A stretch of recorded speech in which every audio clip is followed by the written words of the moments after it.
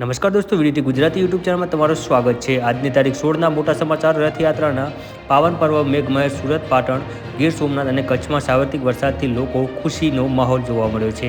પાટણમાં પણ આભ ફાટ્યું હોય તેવા જેમ કે દ્રશ્યો સામે આવ્યા છે। પાટણમાં વરસાદનું રૌદ્ર રૂપ ધારણ કરે સુરત જિલ્લામાં વહેલી સવારથી ધોધમાર વરસાદ અને હાઈવે પર જલભરાવ। દક્ષિણ ગુજરાતના પ્રવેશદ્વાર સમાન સુરત જિલ્લામાં વહેલી સવારથી જ મેઘવી માહોલ જોવા મળ્યો હતો।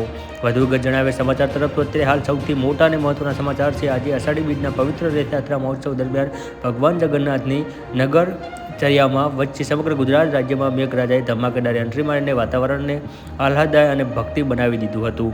તેવા પણ મોટા સમાચાર સામે મળી રહ્યા છે। આજે વાત કરીએ તો વરસાદના બીજા રાઉન્ડની પ્રતિક્રિયા કરી રહેલ લોકો ખેડૂતોમાં ખુશી છવાઈ ગઈ છે। આજે વહેલી સવારથી શરૂ થયેલા છૂટાછવાયા વરસાદ અને વરસાદી ઝાપટા સમગ્ર રાજ્યને ઠંડક પ્રસરી દેવામાં આવી છે।